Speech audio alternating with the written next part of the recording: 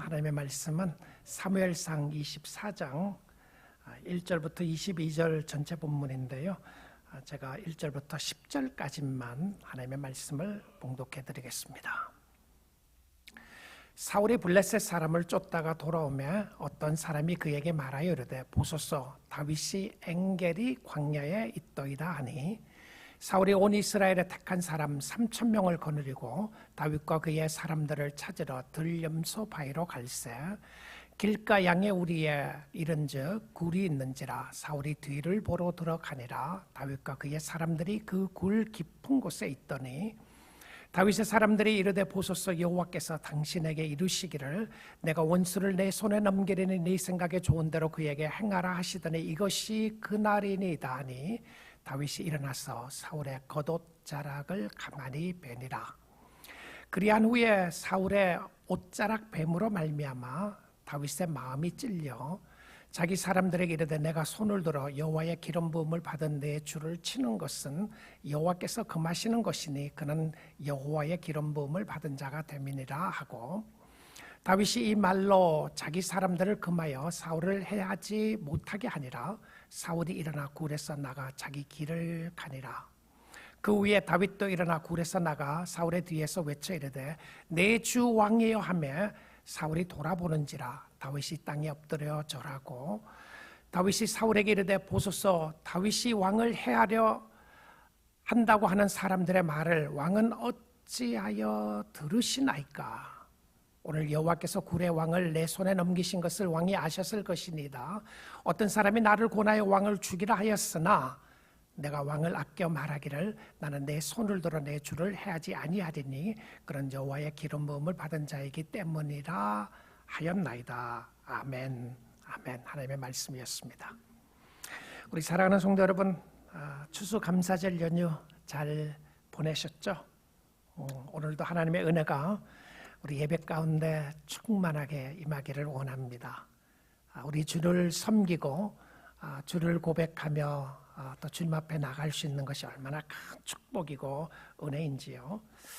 돌아보면 참 감사가 많죠. 너무너무 감사할 일이 많죠. 가족과 건강과 물질과 생명을 주신 하나님께 감사한데 성도는 특별히 천지를 창조하신 하나님이 나의 아버지가 된다. 너무 감사한 일이죠.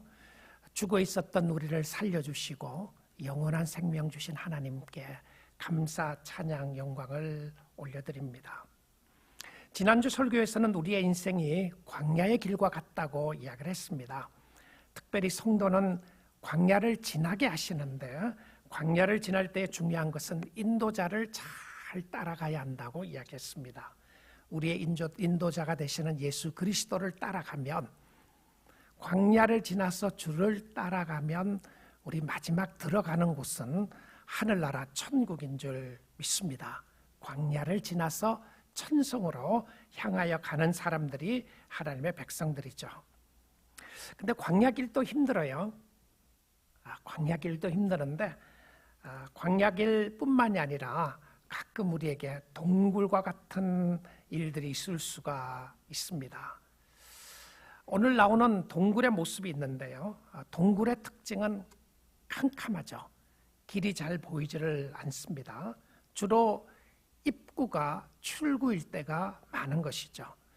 다른 곳으로 어디로 빠져나갈지 모르지만 대부분 경우에 내가 들어간 길로 다시 나와야 하는 것이 동굴의 특징입니다. 안에 무엇이 있는지 잘 보이지가 않고요. 내 바로 앞에 내가 플래시라이트가 있다거나 내가 어떤 불이 있다면 거기까지만 보이는 것이 주로 동굴의 특징입니다. 무서운 동물들이 기다릴 수도 있고 낭떠러지가 있는 것도 잘 보이지 않는 그런 역사일 때가 있습니다. 이 동굴에서 체험하는 하나님의 은혜가 어떤 것인가를 하나님은 광야에서도 체험하게 하시고 동굴에서도 체험하고 하나님의 뜻대로 살았던 사람이 있습니다. 자, 다윗이 지금 엔겔이 광야에 와 있는데요. 오늘 본문 24장 1절을 보겠습니다. 사울이 블레셋 사람을 쫓다가 돌아가며 어떤 사람이 그에게 말하여 이르되 보소서 다윗이 엔겔이 광야에 있도이다. 어떤 사람의 이야기를 듣습니다. 엔게리 광야는 유다 광야 중에서 가장 위험하고 높은 곳에 있는 곳입니다. 평지의 광야가 아니었어요. 그러니까 평평한 데에 광야가 있는 곳에 동굴이 있는 것이 아니라 굉장히 높은 곳에 있는 곳인데 사해 쪽으로 있는 광야였습니다. 광야는 광야인데 이것은 평지가 아니라 굉장히 높은 곳에 있는 곳인데 해발이 4,000m나 되는 절벽인 광야입니다. 그런데 이곳에 아름다운 폭포가 있고 오아시스가 있고 많은 동굴이 있는 곳이 엔게리 광야라고 하는 곳이었습니다. 다윗과 그와 함께한 사람이 유대 광야 쪽으로 들어왔다가 모든 벌판에서는 거할 수가 없으니까 알려지게 되니까 바로 동굴에 들어가게 되는 상황을 보게 됩니다. 앞이 잘 보이지 않고 미래를 알 수 없는 상황에서 살아가야 하는 사람들의 모습이었던 것이죠.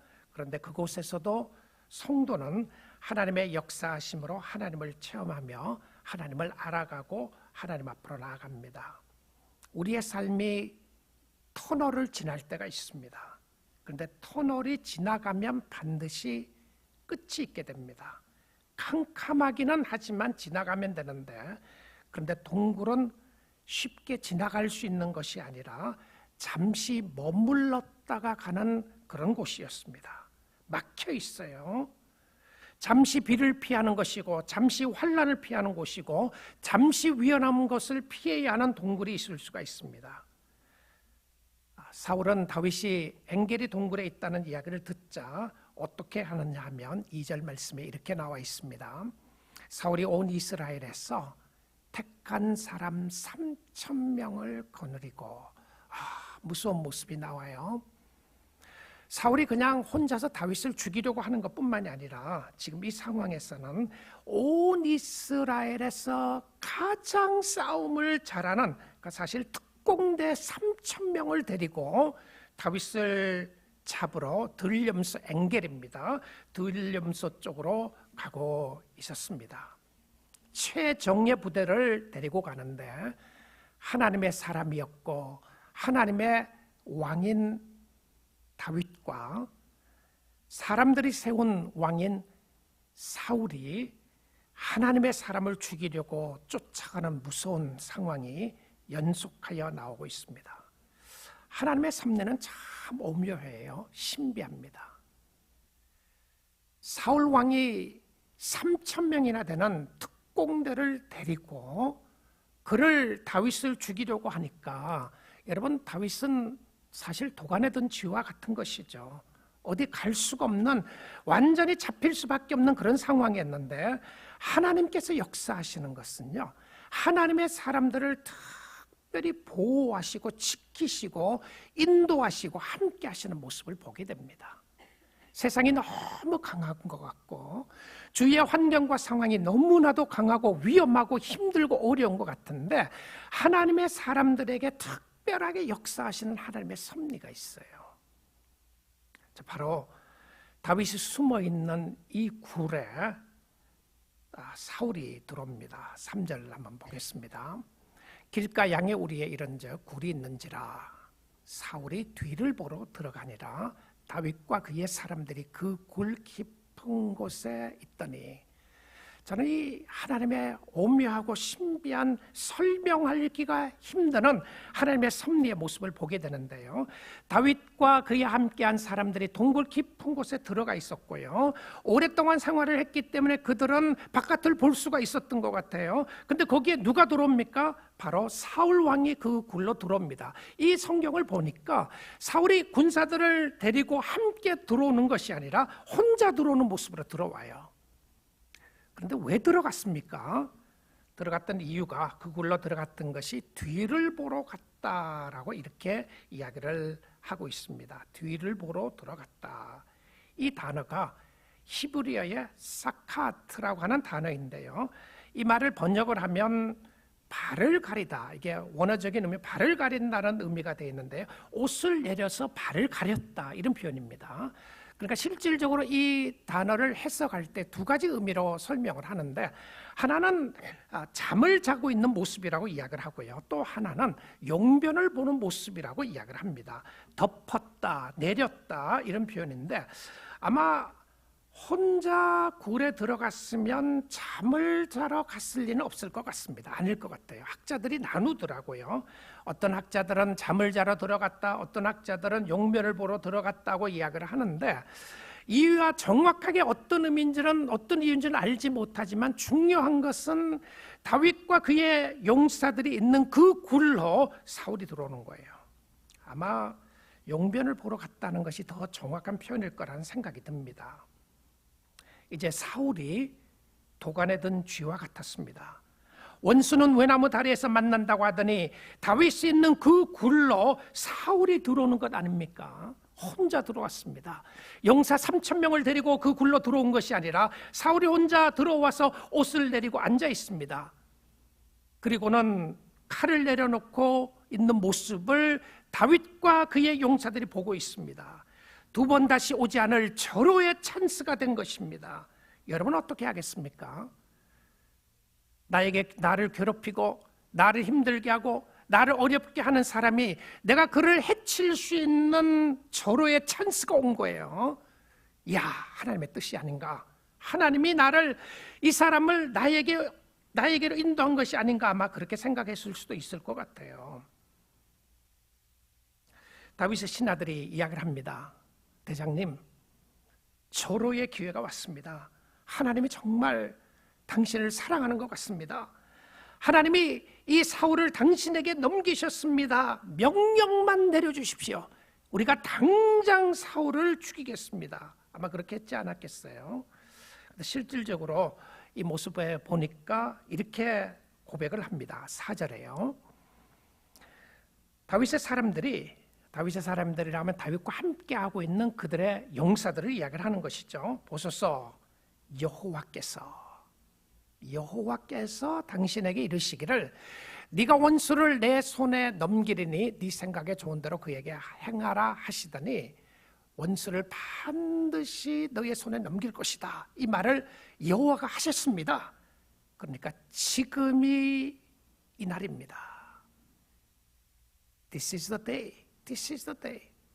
하나님이 당신에게 주신 기회인데, 그동안 사울 때문에 당신은 오랜 시간 동안 도망가 다녔고 우리도 함께 도망 다니면서 여전히 끊임없이 당신을 죽이려고 하는데, 하나님께서 이제는 이 원수를 당신의 손에 넘겼으니까 우리가 처벌을 하든지 할 수 있는 기회가 왔습니다라고 생각한 거죠. 자, 그러니까 그 이야기를 듣더니 다윗이 일어납니다. 다윗이 일어나서 사울을 칠 줄을 알았는데, 칼을 뽑아서 사울을 칠 줄을 알았는데 사울을 치지 않고 가만히 가서 옷자락만 베고 다시 돌아옵니다. 여러분, 저는 함께 갔던, 그 자리에 함께 있었던 다윗의 사람들의 실망과 절망의 소리가 들리는 것 같습니다. 당신 지금 뭐 하는 일입니까? 당신 어떻게 그럴 수 있습니까? 여러분, 우리가 하나님의 뜻을 따라간다고 이야기했을 때에 정말 좋은 찬스가 있다, 좋은 기회가 있다고 할지라도, 아무리 좋은 기회라고 할지라도 그것이 하나님의 뜻이 아닐 수가 있습니다. 근데 어떻게 알 수 있죠? 어떻게 알 수 있습니까?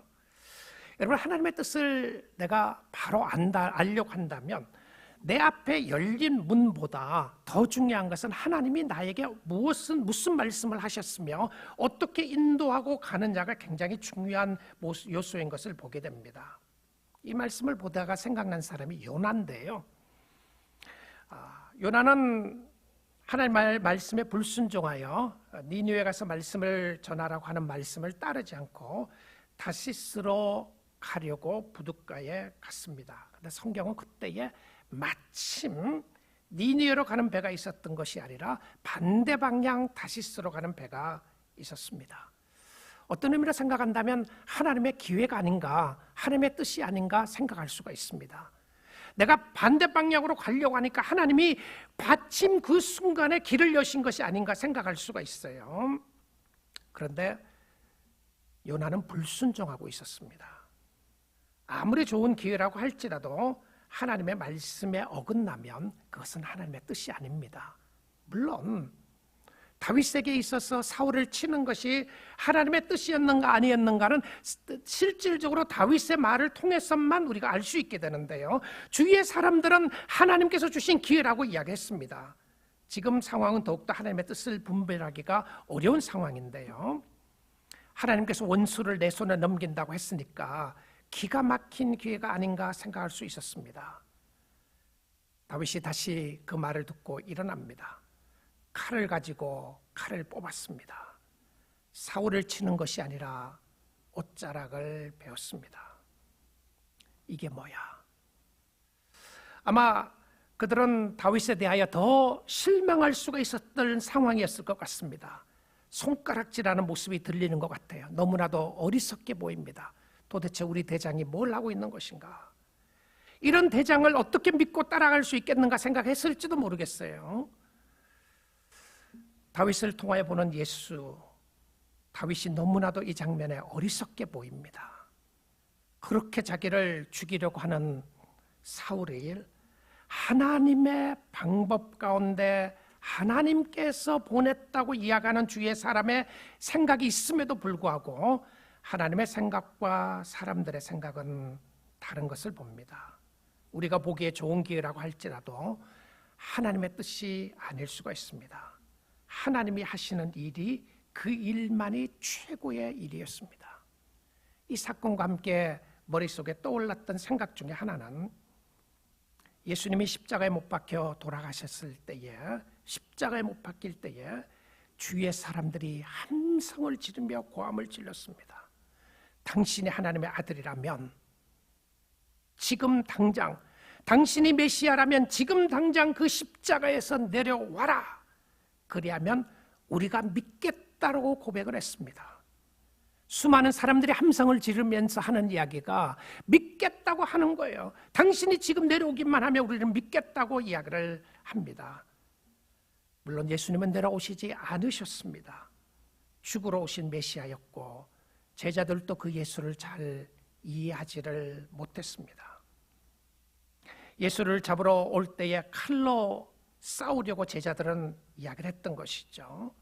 예수님은 12영이나 되는 더 천사들을 보내서 그들을 다 없앨 능력이 나에게 없는 줄 아느냐라고 이야기하시고 묵묵히 자기의 길을 가셨습니다. 예수님은 능력이 없어서, 할 수가 없어서 십자가에 죽으신 것이 아니라 아버지의 뜻을 이루고 우리를 구원하시기 위하여 십자가에 죽는 것이 하나님의 뜻인 것을 그는 알았습니다. 주어진 기회라고 할지라도 우리가 하나님의 말씀으로 분별하는 것이 중요합니다. 우리 사랑하는 성도 여러분, 여러분이 어려울 때에 여러분을 잘 인도하는 것은 하나님의 말씀입니다. 그래서 말씀을 많이 알고 있으면 하나님의 뜻을 분별하기가 더 쉬워져요. 이것이 하나님께서 주신 기회인지 이것을 하나님의 뜻대로 가야 할지를 잘 모르는 상황 가운데 있을 때에 하나님이 이미 주어진 하나님의 말씀을 따르는 것이 중요하다는 것이죠. 내 마음속에 말씀이 간직되어 있을 때에 어느 위급한 순간이 왔을 때 그 말씀이 딱 생각나게 하고 그 말씀대로 행하게 하시는 하나님의 역사하심을 보게 됩니다. 그래서 예수님이 이렇게 말씀하셨죠. 너희가 공에 잡히거든 무슨 말 할지를 생각하지 말고 성령께서 그 시간에 무슨 말을 할 것을 주시리라고 이야기하셨습니다. 위급한 상황에서 하나님이 인도하시는 모습을 보여주고 있는 것이죠. 그래서 여러분 말씀을 마음에 많이 두십시오. 힘들 때 어떻게 해야 할지를 가르쳐 주시고 깨닫게 해주시는 말씀이 있게 되는데요, 다윗의 삶 속에 강력하게 그가 붙잡고 있었던 하나님의 말씀이 한 가지가 있었습니다. 이것 때문에 다윗은 주위의 군사들이, 자기의 용사들이, 자기의 사람들이 치라고 했을 때 치지 않았던 이유가 바로 이것이었다라고 성경은 여러 번 반복해서 이야기를 합니다. 사무엘상 24장 5절 6절인데요. 그리한 후에 사울의 옷자락을 뱀으로 말미암아 다윗의 마음이 찔려 6절입니다. 자기 사람들에게 이르되 내가 손을 들어 여호와의 기름 부음 받은 내 주를 치는 것은 여호와께서 금하시는 것이니. 이게 하나님의 뜻인가요? 열린 기회, 나에게 너무 좋은 기회가 왔는데 이것이 하나님의 뜻입니까? 아닙니까? 이 부분에 있었어요. 평소에 그가 붙잡고 있었던 하나님의 말씀이 어떻게 했는가가 중요했습니다. 여호와의 기름 부음을 받은 내 주를 치는 것은 여호와께서 금하시는 것이니 그는 여호와의 기름 부음 받은 자가 되면이라 하고 요 단어였습니다. 여호와의 기름을 부음 받은 자라고 하는 이 표현을 사울을 죽이지 않았던 상황에서 여러 번 반복합니다. 그리고 나중에 실질적으로 다른 사울이 죽게 되었을 때에 여호와의 기름 부음 받은 사람을 쳤다고 하는 그 이유로 인해서 그 사람을 죽이게 되는 역사를 보여주고 있는데요. 사울을 해치지 않고 기회가 있었어도 죽이지 않는 이유는 여호와의 기름을 받았다는 이유, 요거 하나 때문에 그렇습니다. 무슨 말이죠? 하나님의 택한 사람이었다는 것입니다. 잘못된 도구로 택함을 받을 수도 있고 또 잘못된 일을 할 수가 있는 일이 있다고 할지라도 하나님의 기름을 부음받았다고 하는 이유로 해치지 않았습니다. 이 말을 사울에게도 직접 다윗이 전합니다. 사울이 얼마나 악하냐, 사울이 얼마나 나를 괴롭혔는가, 당신이 얼마나 악한 사람입니까? 이 말을 하는 것이 아니라 그가 그를 치지 않았던 이유를 사울에게도 9절에 가서 이렇게 이야기를 합니다. 9절 한번 보겠습니다. 다윗이 사울에게 이르되 보소서 다윗이 왕을 해하려 한다고 하는 사람들의 말을 왕은 어찌하여 들으시나이까? 어찌하여 사람들의 이야기를 지속하여 듣느냐라고 이야기를 하고 있는 것을 보게 됩니다. 자, 10절을 한번 보겠습니다. 10절에 보면 오늘 여호와께서 굴에서 왕을 내 손에 넘기신 것을 왕이 아셨을 것이니이다. 어떤 사람이 나를 권하여 왕을 죽이라 하였으나, 자기 군사들의 한 이야기죠. 내가 왕을 아껴 말하기를 나는 내 손을 들어 내 주를 해하지 아니하리니 그는 여호와의 기름 부음을 받은 자이기 때문이라 하였나이다. 자, 요 단어 하나 때문에 그렇습니다. 여호와께서 기름 부음 받은 사람이라는 거예요.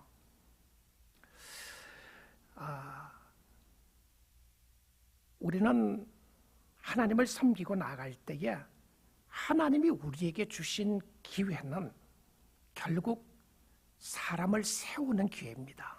사람을 살리는 기회예요. 원수 갚는 기회가 아니라, 원수를 해칠 수 있는 기회가 아니라 사람들을 사랑하고 섬기는 기회입니다. 자, 여러분 이 말씀을 한번 생각해 보십시오. 나에게 기회가 왔는데 이 기회가 나의 가정을 세우는 기회인가 아니면 허무는 기회인가? 나의 교회를 세울 수 있는 기회인가 아니면 허무는 기회인가? 나의 친구를 세울 수 있는 기회인가 아니면 허무는 기회인가를 한번 보시면 됩니다. 자, 그럴 때에 우리가 누구의 말을 듣느냐가 참 중요한데요. 누구의 말을 듣느냐. 사울은 신하들의 말을 들었습니다. 엔게리에 있다는 이야기를 듣고 3,000명을 거느리고 그곳으로 갔습니다. 다윗의 신하들도 그렇게 하라고 이야기를 했습니다. 그런데 하나님의 말씀 앞에 순종하는 것이 사람들의 이야기보다 더 중요함을 다윗은 알고 있었습니다.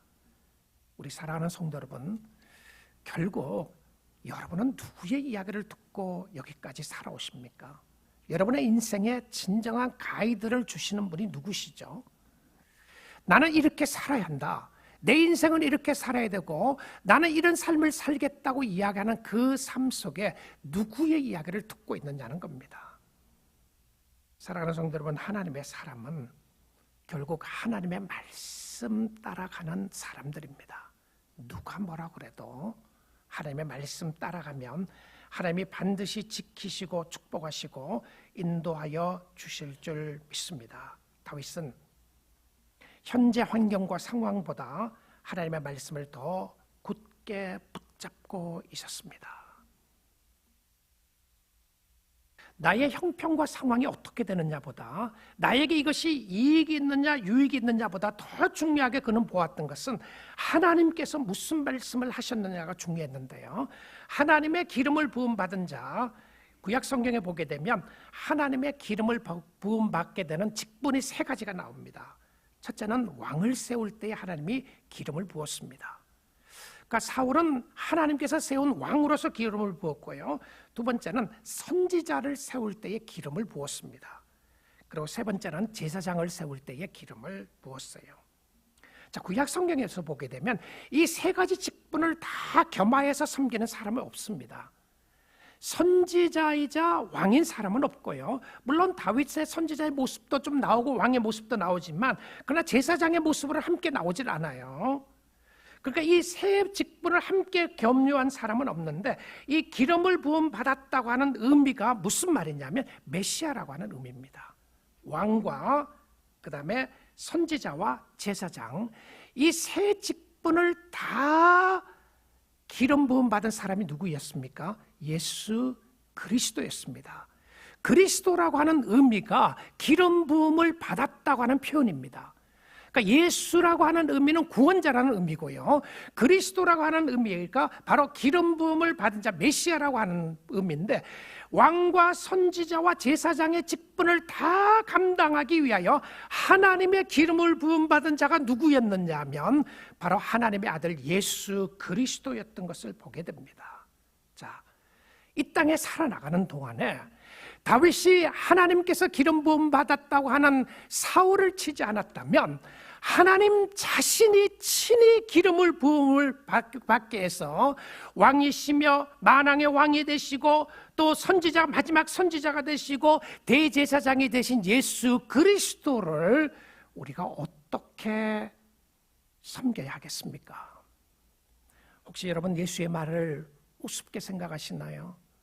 혹시 여러분 예수 없이도 살 수 있다고 생각하십니까? 여러분 혹시 예수의 의도를 따라가지 않고 주님 따라가지 않으면 여러분 마음대로 살 수 있습니까?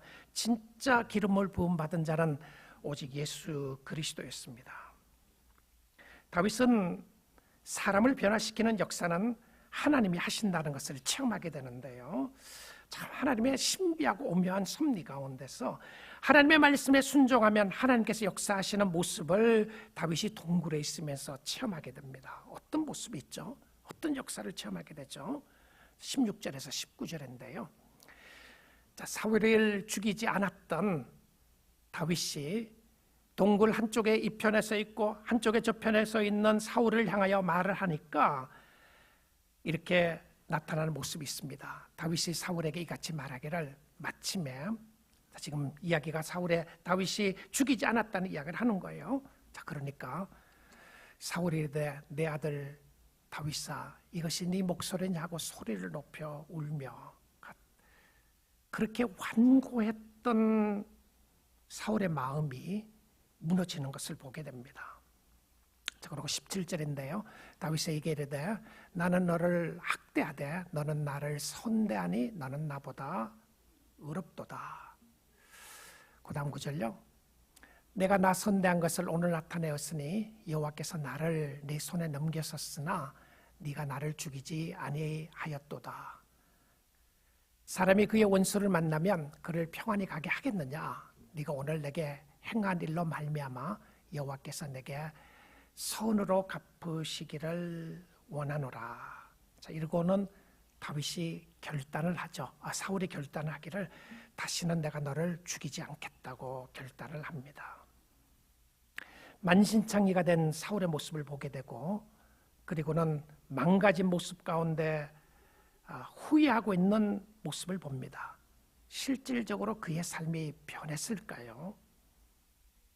순간적인 이런 모습을 체험한 것도 하나님의 기적의 역사였는데요. 그런데 성령의 강권적인 역사가 없이는 악한 사람이 변하지 않습니다. 그래서 우리는 순간적으로 변한다고 해서 그 사람이 진짜 변했을 것이라고 너무 사람을 믿지 말아야 합니다. 정말 진정한 변화가 있는 사람은 하나님의 은혜의 사람들입니다. 하나님의 은혜가 있어야 우리가 변할 수 있어요. 우리 사랑하는 성도 여러분, 여러분이 내가 예수를 진실로 믿고 그 예수님을 따라가며 그 예수님 때문에 나의 삶에 변화가 있었다. 이건 기적의 역사입니다. 기적의 역사예요. 여러분 스스로 누구 때문에 변한 것 아닙니다. 내가 잘나서 변한 것도 아니고요. 누가 나에게 전도해서 변한 것도 아니고 누구 때문에 변한 것이 아니라 여러분의 근본적인 변화의 역사는 바로 성령의 역사인 줄 믿습니다.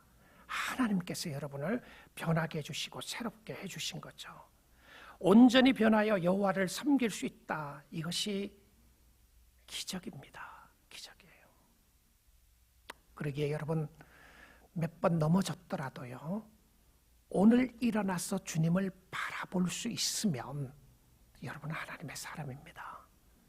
과거에 얼마나 많이 쓰러졌느냐, 과거에 얼마나 많은 죄를 지었느냐가 중요한 것이 아니고요, 오늘 하나님을 의지하고 있느냐 아니냐가 가장 중요한 역사였습니다. 순간적으로 다윗은 하나님의 은혜의 역사를 이 순간을 통해서 경험하게 됩니다. 우리가 시편에 보게 되면 동굴에서 쓴 시라고 하는 시가 두 편이 나오는데요. 하나는 시편 142편인데 이것도 다윗이 쓴 시예요. 아둘람 동굴에서 쓴 시라고 하는 시가 하나가 나옵니다. 우리가 지난번에 아둘람 동굴에 있었던 모습을 보게 되었죠. 그리고 두 번째 시는 엔게리 동굴을 중심으로 해서 쓴 시가 시편 57편에 나옵니다. 그래서 여러분 성경을 가지고 계시면 시편 57편을 한번 보도록 하겠습니다. 시편 57편 위에 제목처럼 부제처럼 붙어 있는 말씀이 있는데요. 자, 그 말씀을 먼저 한번 보겠습니다. 다윗의 믹담시라고 되어 있습니다. 믹담시. 이 믹담이라고 하는 말은, 믹담시라고 하는 말은 돌비에 새겨진 시다, 이런 표현입니다. 그러니까 돌에 새겨진 시. 그래서 이것을 다른 의미로 이야기하면 황금시편이다, 이렇게 이야기했어요. 또 다른 이야기하면 이것은 굉장히 의미가 있는 대속의 시편이다, 이렇게 이야기했습니다. 그러니까 이 시편은 믹담시라고 하는 의미는 굉장히 중요한 시이기 때문에 오고 오는 세대들에게, 하나님의 백성들에게 돌에 새겨서 기억하게 하기 원하는 구원에 있어서 중요한 시 중에 하나이다, 이 표현입니다. 굉장히 중요한 시라는 것이죠. 다윗의 믹담시입니다. 그 다음에 나오는 모습이 띄워놔 주시죠. 인도자를 따라 알다스옅에 맞춘 노래. 그러니까 사실 알다스옅이라고 하는 표현은 뮤지컬 튜닝에 관한 것인데요. 정확하게 어떤 표현인지를 알 수는 없지만 음률에 관한 것입니다. 근데 이 번역을 다양하게 하는데요. 멸하지 마소서, 파괴하지 마소서라고 하는 의미가 담겨져 있습니다. 그러니까 이 표현은 자신의 굉장히 처량한 신세를 외면하지 말고 버리지 말라고 하는 표현으로 나왔던 시라고 볼 수 있습니다. 그러니까 어떤 의미에서는 굉장히 슬픈 곡조로 지어진 시고, 여러분 시편이 노래였다는 것 아시죠?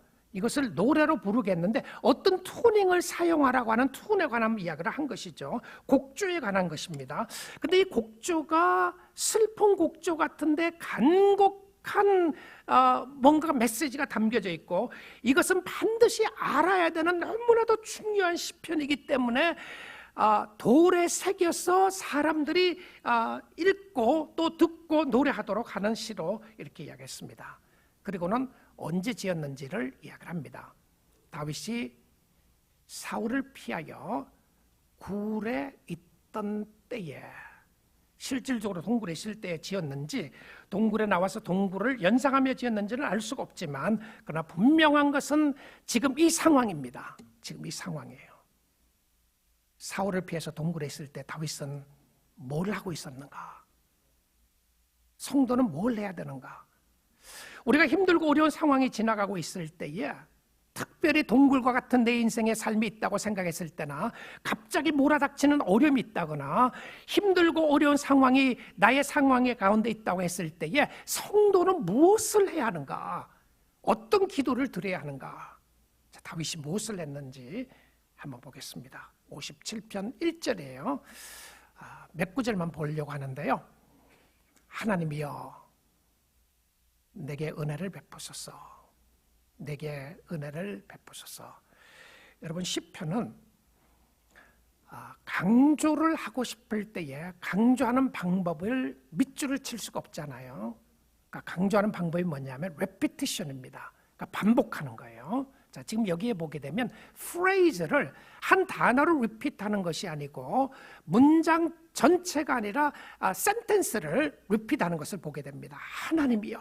그러니까 이 첫 단어가 동굴에 있으면서 하나님을 찾고 있는 모습을 보는데 하나님이여 내게 은혜를 베푸소서. 내게 은혜를 베푸소서. Be gracious to me. Have mercy upon me. 하나님 나를 불쌍히 여겨주시고 나에게 은혜를 주시기를 원합니다. 나에게 은혜를 주시기를 원합니다. 그러니까 간절한 심령으로 하나님의 은혜를 간구하는 모습을 보게 됩니다. 그리고는 다윗은 육신적으로는요 동굴에 있었습니다. 우리 사랑하는 성도 여러분, 성도는 육신적으로 피하는 동굴보다 영원히 피해야 할 곳이 있습니다. 모든 성도가 영원히 피해야 할 곳은 다윗이 고백한 것처럼 내 영혼이 주께로 피하되. 자기를 죽이려고 오는 사울 앞에 육신을 숨겼습니다. 동굴에 숨겼어요. 환경 속에 자신을 숨겼는데 실질적으로 자기의 영혼은 하나님께 숨겨져 있음을 이야기합니다. 내 영혼이 여호와께로 주께로 피하되 주의 날개 그늘 아래에서 이 재앙들이 지나가기까지 피하리이다. 여러분 피하셔야 합니다. 여러분의 삶 속에 힘들고 어려움이 있을 때에 여러분의 진정한 피난처는 하나님이시며 예수 그리스도인 줄 믿습니다. 예수께 피하는 거죠. 언제까지요? 재앙이 지나갈 때까지 내가 그리스도 안으로 들어가겠나이다. 주께로 들어가겠습니다. 주님만이 나의 피난처시고 나의 날개가 되고 나를 안전하게 거하는 것은 당신입니다. 내가 주께로 가겠습니다. 아무리 안전하고 편안하고 안식처라고 이야기할 수 있는 육신적인 공간이 있다고 할지라도 여러분의 영혼이 여호와께 피하지 못한다면 여러분의 영혼은 진정한 안식을 얻지 못하실 것입니다. 여러분의 영혼이 안식을 얻을 수 있는 방법은 하나님께로 피하는 것인데요. 제가 이 시편을 다 보고 싶은데 다음번에 시편 57편 설교를 다시 하기로 생각을 하고요. 제가 좀 참기로 했습니다. 몇 구절만 보겠습니다. 2절요. 내가 지존하신 하나님께 부르짖으며 내가 지존하신 하나님께 내가 하나님 모든 것을 아시고 다스리신 하나님 모든 것을 아시고 다스리신 하나님 앞에 부르짖어 곧 나를 위하여 모든 것을 이루시는 하나님께로다. 정말 여러분 이 시편을 그냥 읽는 것하고 어느 환경에서 써서 어떤 말을 했느냐고 너무너무 차이가 있지 않아요? 그런데 저희는 이런 마음이 딱 들었어요. 야, 다윗이 믿고 있는 하나님이 얼마나 대단한 하나님인가. 다윗이 얼마나 대단한가. 그것보다도요, 혹시 여러분도 다윗처럼 되자, 다윗처럼 살자, 다윗은 이렇게 날 못했나, 너무 걱정하지 마세요. 하나님이 다윗처럼 살아라고 그러지 않아요. 우리가 닮아야 될 분은 예수 그리스도시고 다윗을 통하여 보여주고자 하는 것은 예수 그리스도신데, 이 환경과 상황 속에서 절망할 수밖에 없고 낙심할 수밖에 없고 죽을 것 같은 그런 환경 속에서 그가 하나님을 찬양하고 하나님을 의지하게 됐던 그 하나님이 도대체 누구길래 다윗은 이런 하나님을 찬양할 수 있었는가, 이걸 보셔야 합니다. 다윗의 하나님은 오늘 저와 여러분이 믿는 똑같은 하나님이십니다. 다윗이 믿고 있었던 하나님은 우리가 믿고 있던 같은 하나님이시고요, 다윗이 기다렸던 예수 그리스도는 다윗은 만나보지는 못했지만 우리는 그 예수를 알고 보고 있습니다. 우리는 신약시대 살고 있어요. 이 상황에서 캄캄한 동굴 속에서 길이 없는 것 같은 상황 속에서 그는 뭐라고 이야기합니까? 나를 위하여 모든 것을 이루시는 하나님이라고 이야기합니다. 하나님의 관심에 관한 부분이죠. 그리고 그는 나중에 결단을 하는 한 구절만 보겠습니다. 아까 찬양 시간에 우리가 함께 불렀던 찬양인데요. 그가 결단합니다. 하나님이여, 내 마음이 확정되었고 내 마음이 확정되었사오니, 아까 불렀던 상황의 찬양이죠. 여기 나온 찬양이에요. 내가 노래하고 내가 찬송하리다. 여러분, 찬송은 기분 좋을 때만 하는 거 아닙니다. 슬플 때만 하는 게 아니고요. 여러분, 감사도 그래요. 찬양도 그렇고 감사도 결단입니다. 결단이에요. 마음의 결단입니다. 내 마음이 확정되고 I am committed, I am convinced. 내가 convince 되고 commit 하는데 내가 노래하고 찬송하리다. 참 하나님이 대단하신 분이시죠. 이 상황에서 노래하게 하시는 하나님. 그런데 그 하나님이 여러분도 경험하지 않으셨나요? 여러분이 너무 힘들고 어려운 상황에 있었는데도 세상 사람들이 이야기하면 절망할 수밖에 없고 낙심할 수밖에 없는 상황에 있었음에도 불구하고 여러분도 찬양하고 노래하지 않으셨습니까? 여러분도 오늘 이 자리에서 예배하고 있잖아요. 여러분도 그 하나님을 찬양하고 있지 않습니까? 위대하신 하나님, 여러분 다시 한번 결단하며 어떤 형편과 상황에서라도 노래할 수 있게 하신 하나님, 찬양할 수 있게 하신 하나님, 결단할 수 있게 하신 하나님, 그 하나님의 이름을 높이며 반드시 구원해 주실 그 하나님의 능력의 역사가 우리에게 나타나게 될 줄 믿습니다. 그 하나님을 신뢰하며 믿음으로 사는 우리 믿음의 가족 다 될 수 있기를 주님의 이름으로 축복드립니다. 같이 기도하겠습니다. 자, 우리 시간 말씀 가지고 기도하고요. 성찬에 참여하기를 원하는데